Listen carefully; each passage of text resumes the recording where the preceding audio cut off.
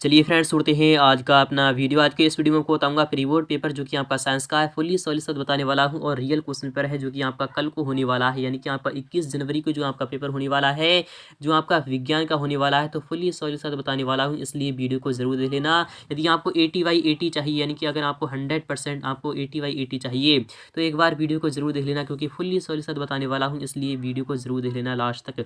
तो शुरू करते हैं आज का अपना वीडियो फ्रेंड्स। जो आपका साइंस का क्वेश्चन पेपर होगा उसमें आपको 20 क्वेश्चन यानी कि 22 क्वेश्चन रहने वाले हैं। और कुल प्रश्नों की जो संख्या रहने वाली है वह 3 आपको प्रश्न में क्वेश्चन पेपर दिया जाएगा, जो कि आपका प्री बोर्ड परीक्षा 2022 का है, यानी कि 21-22 का है, कक्षा 10वीं का है, और विषय आपका विज्ञान का है, यानी साइंस का है।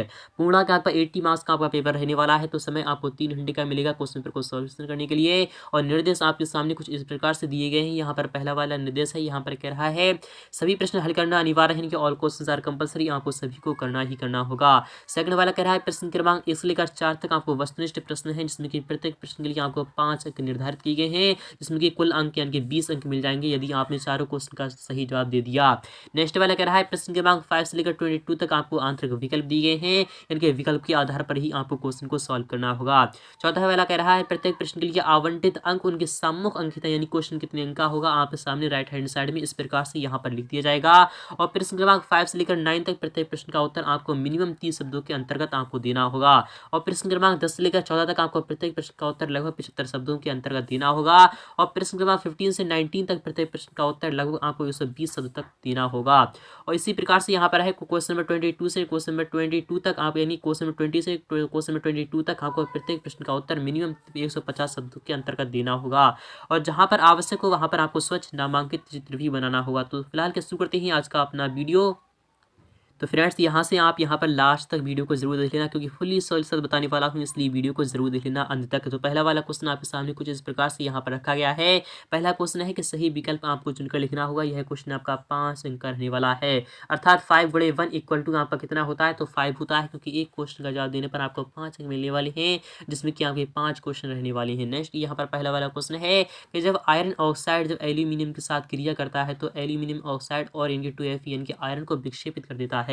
तो ऊपर दी गई अभिक्रिया कौन सी है? जैसा कि मैंने अभी भी आपको बताया है, क्या कर लेता है, विक्षेपण कर रहा है, अर्थात क्या कर रहा है, विस्थापित कर रहा है। इसलिए यहाँ पर कौन सी अभिक्रिया हो जाएगी, तो यहाँ पर विस्थापन अभिक्रिया हो जाएगी, क्योंकि जो अत्यधिक अभिक्रियाशील तत्व कौन सा है, एल्यूमिनियम जो है वह इनके जो आयरन से अत्यधिक अभिक्रियाशील है, इसलिए वह उसको उसको के आयरन ऑक्साइड से आयरन को विस्थापित कर देता है और उसके स्थान पर स्वयं आ जाता है, उसे हम विस्थापन अभिक्रिया कहते हैं, यानी कि ऑप्शन नंबर आपका डी वाला यहाँ पर राइट हो जाएगा।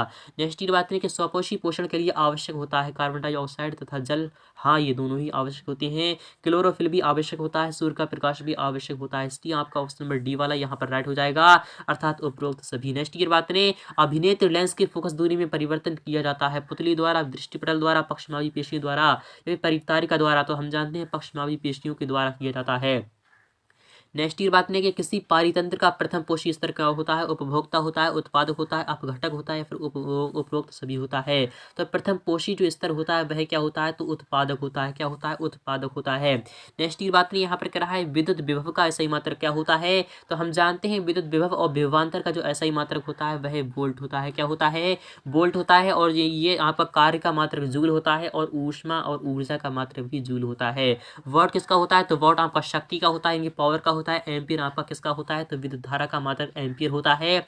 आप इसे भी ध्यान में रखिएगा। यह क्वेश्चन भी आपका 5 अंक का रहने वाला है। यहाँ पर सेकंड वाला क्वेश्चन भी आपका 5 अंक का रहने वाला है, तो यहाँ पर इसे भी अच्छी प्रकार से देख लीजिएगा, क्योंकि यही क्वेश्चन आपका एग्जाम में आने वाला है। सेकंड वाला कह रहा है रिक्त स्थान आपको भरना होगा। पहला क्वेश्चन है कि CaOCl2 का प्रचलित नाम क्या होता है, तो हम जानते हैं कैल्शियम ऑक्सीक्लोराइड को प्रचलित नाम जो है वह क्या है, तो यहाँ पर कौन सा है, तो मैं आपको यहाँ पर बताते चलूँ, मैं आपको यहाँ पर लिख दे रहा हूँ। आपको सिंपली एग्जाम में वही लिख देना है, क्योंकि सिंपली आपका यही एग्जाम में क्वेश्चन आने वाला है।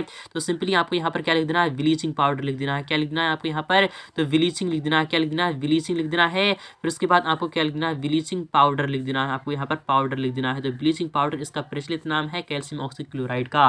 नेक्स्ट ये बात नहीं कि दो तंत्रिका कोशिका के मध्य खाली स्थान को क्या कहते हैं, तो दो तंत्रिका जो कोशिकाएं होती हैं उनके मध्य जो खाली स्थान होता है उसे हम क्या कहते हैं, आपको इसका जवाब कमेंट सेक्शन में लिखना होगा।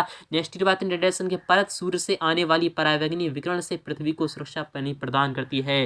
तो जो ओजोन परत होती है, कौन सी परत होती है, तो ओजोन परत होती है। कौन सी परत, ओजोन परत जो होती है वह सूर्य से आने वाली परावैंगनी विकिरण से यानी पृथ्वी को सुरक्षा प्रदान करती है।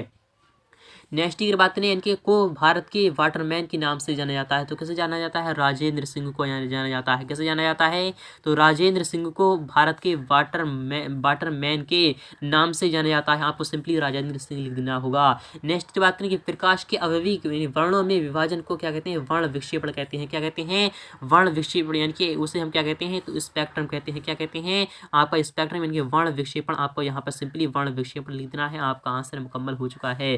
तो आई होप ये भी यहाँ पे समझ में आ चुका होगा।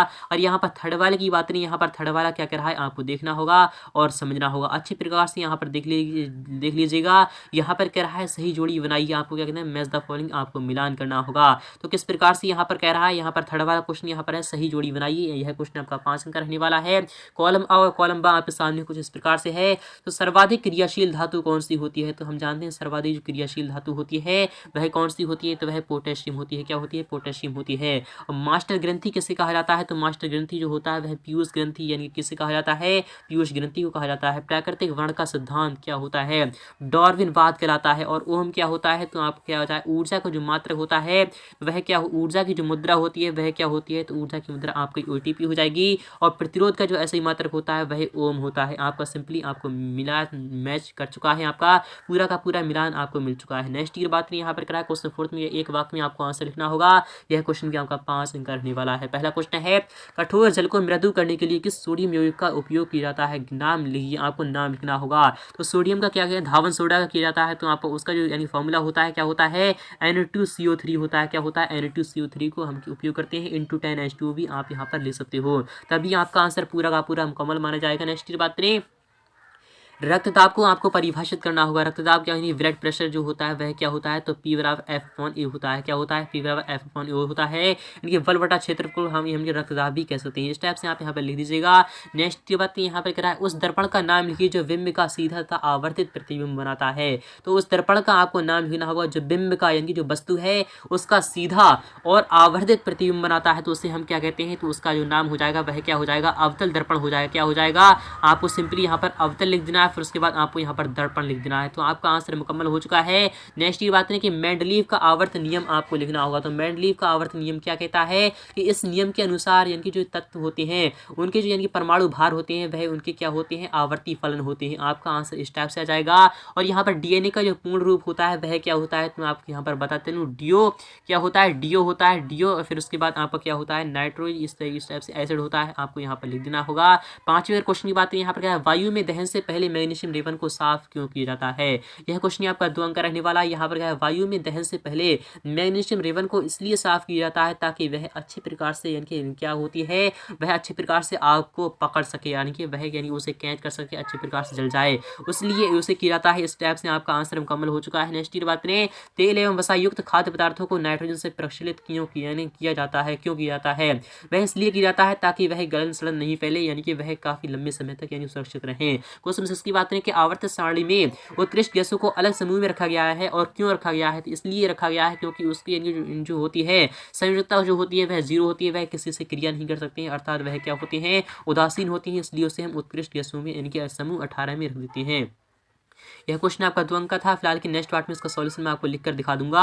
अथवा की बात करें, एक परमाणु का इलेक्ट्रॉनिक विन्यास है वह 287 है, अर्थात वह क्या है? तो यानी कि जो परमाणु यानी कि इलेक्ट्रॉनिक विन्यास है वह क्लोरीन का, अर्थात क्या है? यह आपका क्लोरीन हो जाएगा। इस तत्व की परमाणु संख्या कितनी है? तो परमाणु संख्या यहाँ पर कितनी हो जाएगी? 287 यानी कि 17 हो जाएगी। क्या हो जाएगी? 17 हो जाएगी। यहाँ पर क्या है? निम्न से किस तत्व के साथ इसकी रासायनिक समानता होगी? परमाणु संख्या कोष्टक में आपको है। तो आपके सामने कुछ इस प्रकार से यहाँ पर Na है जो 7 है, और यहाँ पर आर्गन ये है, और यहाँ पर P15 है, और यहाँ पर F9 है। तो यहाँ पर किससे आपको समानता होगी?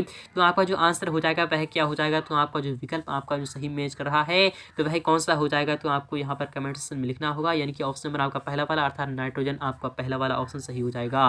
नेक्स्ट की बात यहाँ पर क्या है? विरसण से क्या कह रहा है आपको वो लिखना होंगे। इस टाइप से आप यहाँ पर पूरा का पूरा सॉल्यूशन मैं आपको नेक्स्ट पार्ट में दिखा दूंगा। तो आप यहाँ पर आई होप ये भी आप समझ में आ चुका होगा। तो इस टाइप से आपका यहाँ पर पेपर रहने वाला है। तो नेक्स्ट पार्ट में इसका सॉल्यूशन मैं आपको दिखाने वाला हूँ। तो